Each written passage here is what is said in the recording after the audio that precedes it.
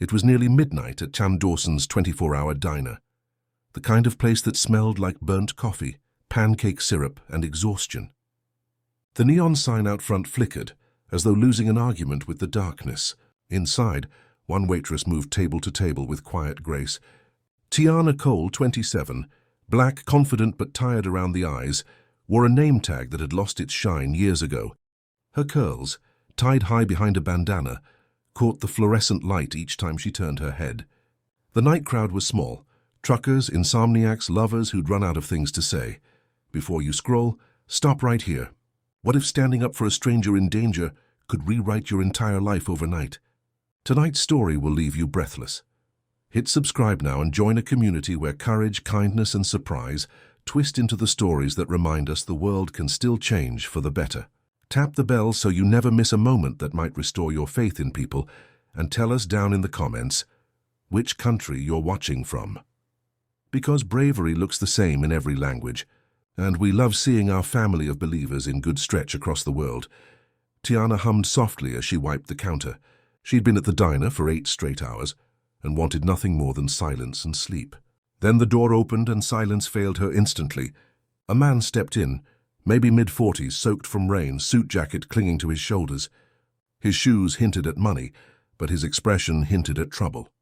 Nobody recognized him, except for the young couple in the corner who whispered his name in disbelief. Richard Lang. The billionaire CEO of Langman Industries, one of the richest men in the state, but here he was, without security, drenched, staring at the floor like it might vanish beneath him. Tiana, being Tiana, didn't flinch. "Coffee?" she asked.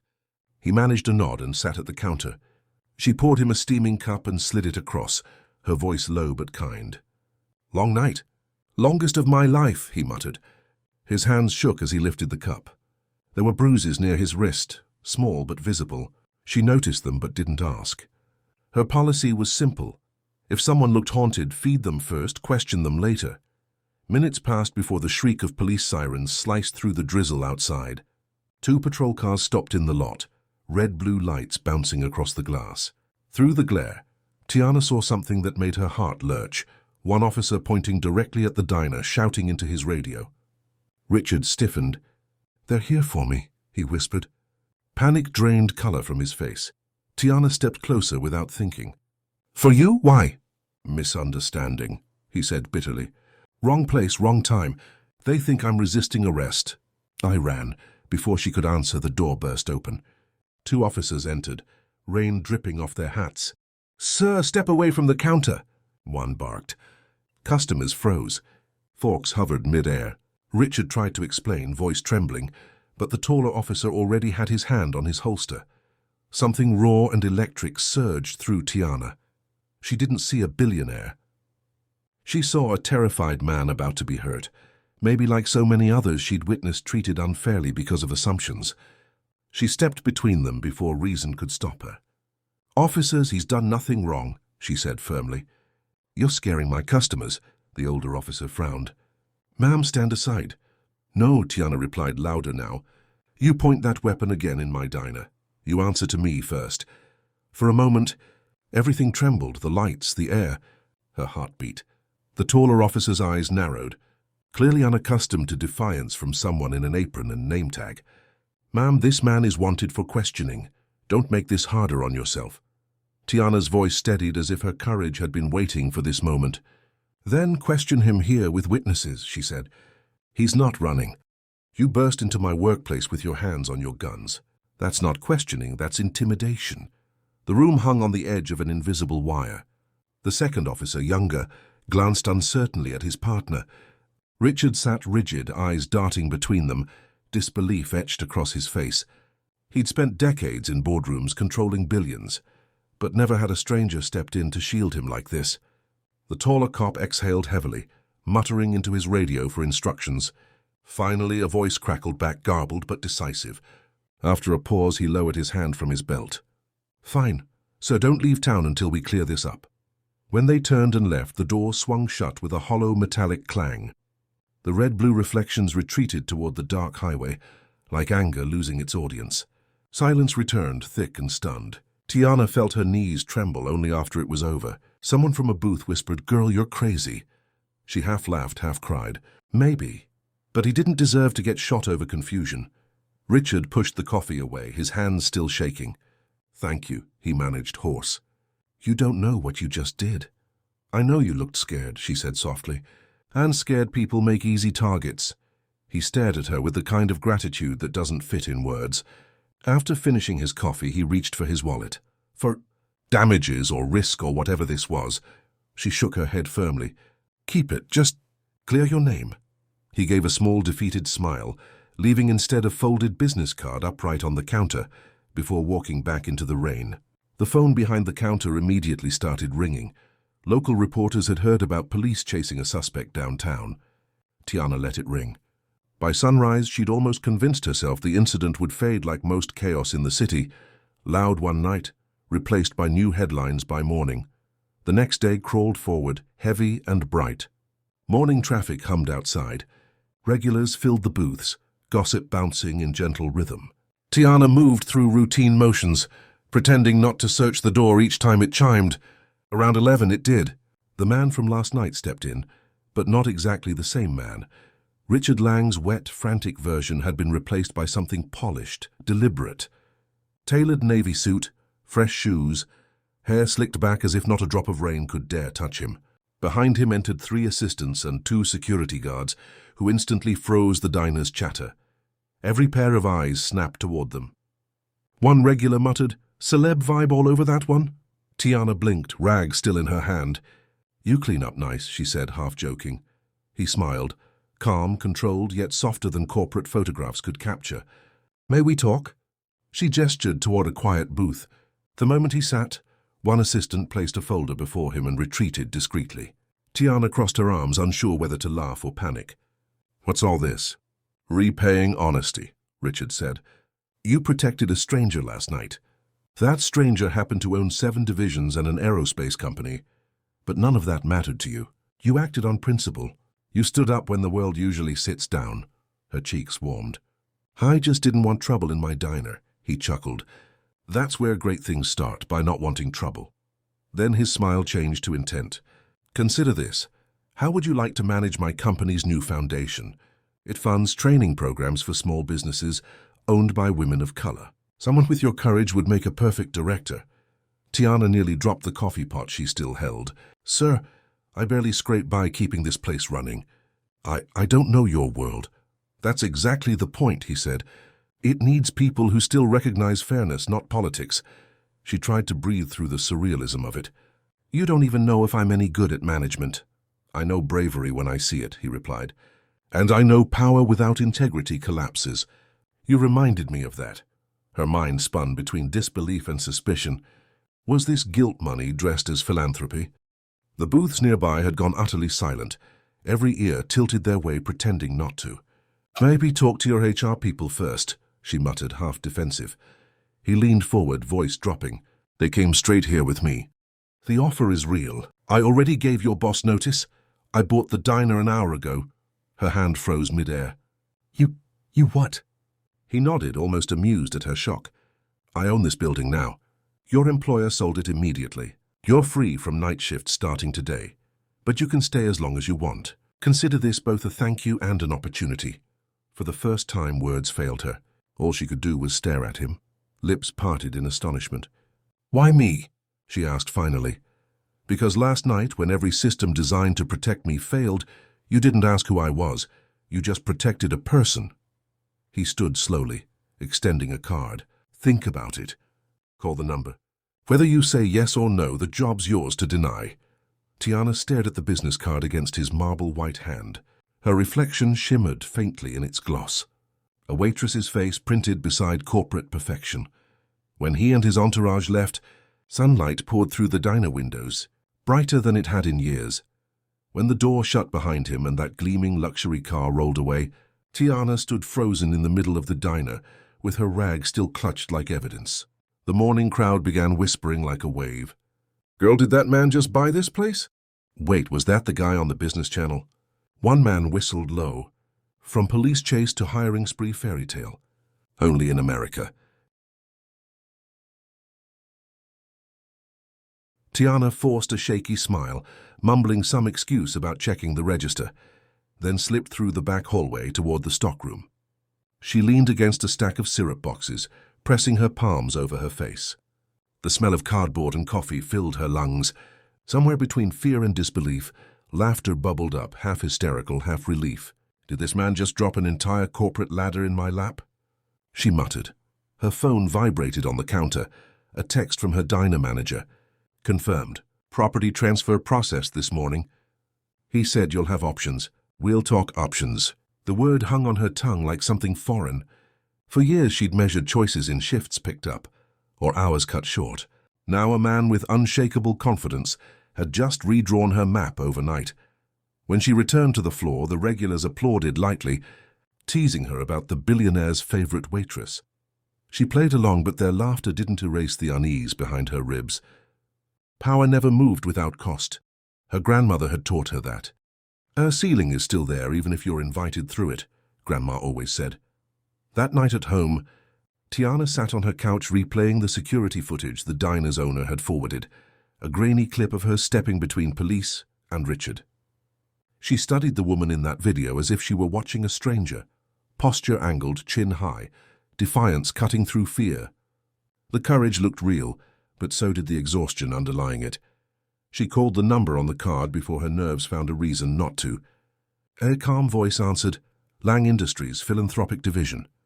Within 10 minutes, she'd been scheduled for an onboarding meeting the next morning, transport included. When she ended the call, Chance, the neighbor's adopted beagle she sometimes babysat, hopped onto the couch beside her as if sensing transformation. She scratched behind his ears. Guess tomorrow I find out if fairy tales pay hourly. At 9 a.m., an ebony SUV arrived outside her small apartment complex. The driver, polite but unreadable, held the door. Downtown shimmered under new sunlight.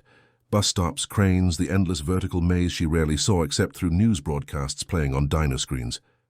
Now she was headed there. The elevator in Lang Industries headquarters smelled like expensive air, filtered ambition, polished metal.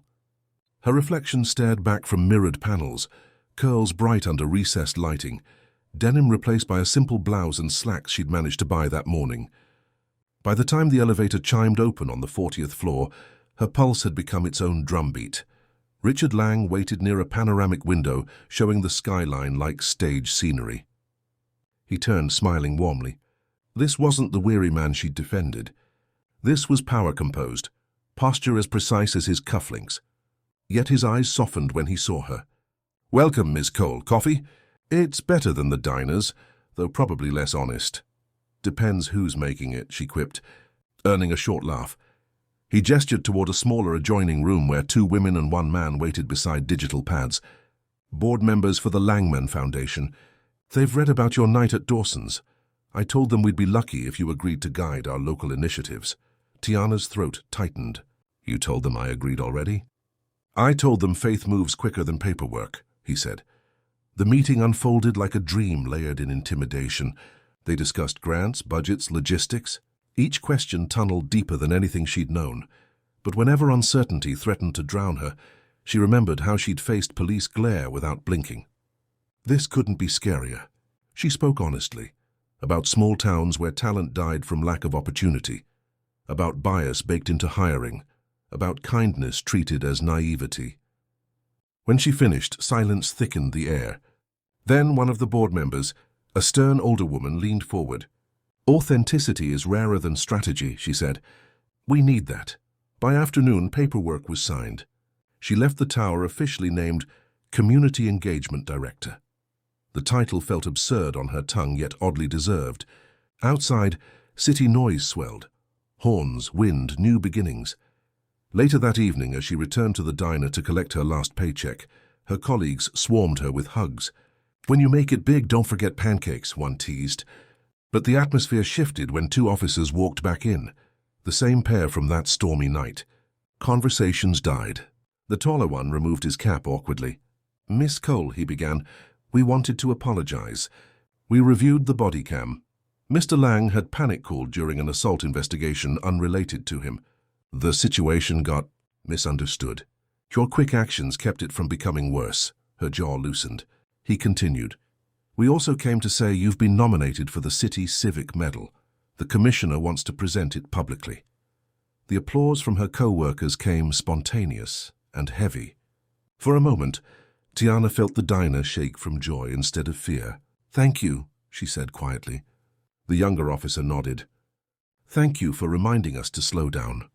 When they left, she turned toward the same counter where nights had blurred into survival. The neon sign outside buzzed steadily.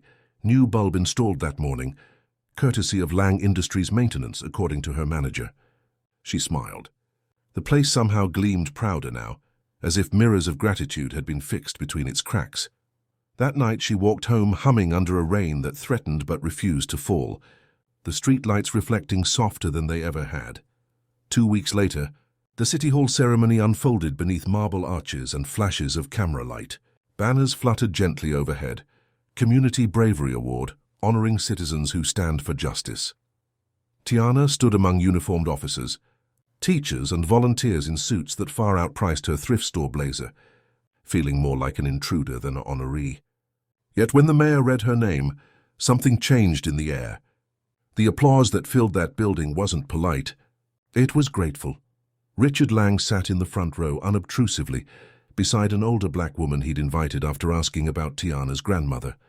Cameras locked on him, the billionaire quietly attending the event of a waitress he once could have overlooked. When Tiana approached the podium, flashbulbs hissed. She glanced down at her trembling hands, then at the polished medal waiting on the velvet cushion, then at the audience, and found her voice anchored again by memory. "I don't really belong to a world of ceremonies," she began. "I belong to midnight shifts and spilled coffee, to people who sometimes think courage is something you schedule." That night I didn't see status or danger. I saw another human being who needed someone to stand between him and fear. We all get that choice every day, even if no cameras catch it. Courage is nothing but kindness under stress. Applause carried, echoing against marble.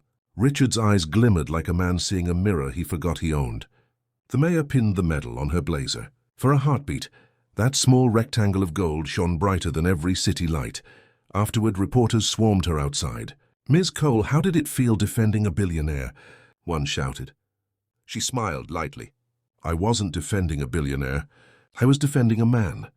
Another asked how it felt now to be his company's foundation director. "Strange and good," she answered. "But titles never feed families. Opportunities do. That's what we'll build." The following month became a blur of improbable adjustments. Lang Industries arranged an apartment downtown, smaller but sunlit near her new office.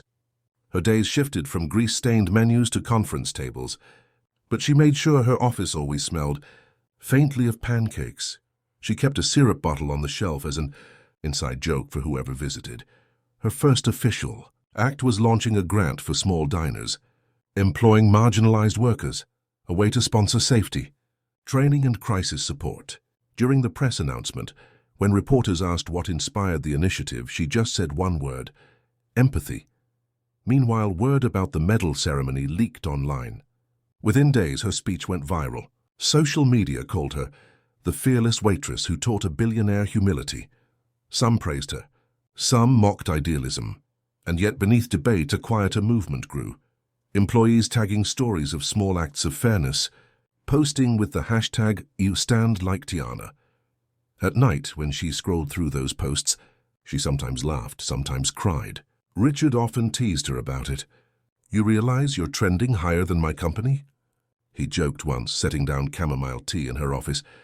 "Maybe kindness is finally marketable," she replied, half amused. He leaned against her doorframe, eyes gentle. "Or maybe authenticity broke the algorithm." Their partnership deepened slowly, built not on romance, though the looks between them sometimes stretched a little longer than necessary, but on shared purpose. He'd learned more from watching her handle small community projects than from years of corporate seminars. She, in turn, had learned that wealth could amplify decency when guided right. Still, she never forgot the power imbalance underneath it all. Whenever executives praised her bravery in board meetings, she redirected credit to everyone who learned from her. "I'm just running the program," she said. The real heroes eat at counters past midnight. 6 months after the night that started it all, Dawson's Diner reopened under new renovation. Richard insisted on funding it, but kept his name off the papers. Instead, a bronze plaque by the door quietly read, "For those who stand without knowing whom they're standing for." The first evening back, locals lined up just to be served by Tiana one last time, for nostalgia, they said. Cameras arrived again, though she'd begged Richard for no publicity. She flipped coffee cups upside down onto saucers, laughing in disbelief. "Look at this circus," he shrugged, sitting at her old counter seat. "Consider it closure." The same table where he once sat trembling under fluorescent light now glowed golden under upgraded fixtures. He watched her pour coffee with practiced grace, eyes warmer than caffeine. "You ever think about that night?" he asked. "Every time someone thanks me for doing what should be normal," she said quietly. He nodded, reflective. "It changed me. I realized money doesn't guarantee safety or respect. Only humanity does." Around them, customers toasted. Ava the cook brought out pancakes free of charge. The laughter felt earned, built from scar tissue and stubborn hope. Outside, drizzle softened the street, history repeating but gentler this time. As they locked up later, Tiana looked at the neon sign gleaming steady, no longer flickering. "Funny," she said. "I used to think of this light as stubborn. Now I think of it as loyal." Richard smiled. "Same thing depending on who you ask." She turned, eyebrow raised. "So what now, Mr. Lang?" He shrugged with that effortless composure money buys and empathy sharpens. "Now you tell me where the foundation should go next." "I've been thinking," she said. "Training programs are great. But community chains could use childcare, education, fair wage policies. People can't climb ladders that start 6 feet above them." His expression softened into pride. "Then that's where we'll build the first set of rungs." When she walked home that night, the metal cool against her blazer, city hum surrounding her, she realized power wasn't measured by money or medals. It was measured by who felt safe standing near you. She looked up at the endless scatter of window lights and whispered to herself, "Half pledge, half prayer. May every place that smells like burnt coffee feel a little safer tonight." Far below, a car engine idled quietly at the corner, Richard's chauffeur waiting, as always, until her doorway light turned on before pulling away. The following months blurred into a rhythm of unexpected steadiness. Fame quieted, but its echo lived on in changed behaviors. The officers who dropped by Dawson's for lunch were gentler now. Strangers at the counter tipped extra, murmuring thanks for reminding us. Tiana stayed busy with the Foundation's projects, often visiting neighborhoods that newspapers avoided, places where ambition wilted under broken systems. She insisted on walking through each alley, shaking hands, learning names. People called her Director Cole, but to them she remained simply Tiana, the woman who listened. One March morning she found herself standing in a former warehouse-turned-learning hub, sunlight pouring over fresh paint and new computers. Children laughed in the corners. Volunteers moved furniture. And on the far wall someone had scrawled in chalk, "Kindness builds bridges." She traced the phrase softly. Richard arrived moments later, suit sleeves rolled, carrying boxes himself instead of merely observing. He looked around with all the quiet humility that power rarely learns. "The first rung," he said simply. "Just like you pictured it." "Just like we pictured it," she corrected. Their partnership had broadened beyond gratitude. It had become a language of mutual responsibility. He'd started to see power not as armor, but as a tool. She sometimes teased him, "You're learning to trade profit margins for people," and he'd answer, "Best deal I ever made." Later that week, they attended a community dinner celebrating the hub's opening. Cameras clicked less now. The story had aged, and only those who valued progress remained. She sat at a long folding table beside single mothers, students, retirees, all feeding each other laughter. Richard toasted quietly, "To the woman who proved courage doesn't depend on rank, and to every person here who chooses fairness over comfort." Glasses lifted. And for a second, Tiana saw the entire arc of her life reduced to its purest form, standing up, feeding hope, clearing dishes, starting again. After the dinner, she walked home alone, declining the driver out of habit. Rain drifted light but steady, a reminder that every storm had a rhythm if you learned to listen. On impulse, she turned onto Juniper Avenue, where an old mural glowed under streetlights. Her own silhouette painted by local artists, standing protectively between two symbolic figures, one in a uniform, one in a suit. At the mural's feet, A small golden puppy had been added later with the words, "Chance for kindness." The sight made her laugh softly. "Guess you found your forever home, buddy," she whispered. Her phone chimed, a message from her grandmother, who had moved south but followed everything online. "Proud of you, baby. You showed them what real power looks like." Tiana typed back, "It looks like compassion with a backbone, Grandma." When she reached her apartment, the city smelled clean again. She poured herself tea and sat by the window, medals and trophies glinting faintly on the shelf, though she rarely noticed them anymore. Power, she thought, wasn't about headlines or boardrooms. It was the quiet ability to make decency routine, to turn fairness into something unremarkable because it had finally become normal. Across town, Richard looked out from his office window, the city stretching infinite beneath him. In his reflection he saw not dominance, but an obligation that steadied him. He had learned, as she intended, that gratitude demands permanence. He picked up the framed diner photo, Tiana mid-laughter behind counter steam, and smiled. "She taught the world to slow down," he murmured. Back in her apartment, lights flickered as thunder grumbled far away, promising another rain. Tiana leaned her head against the glass, eyes catching the shimmer of wet streets below, and whispered a small benediction learned from years of endurance. "Let storms come. We know how to stand now."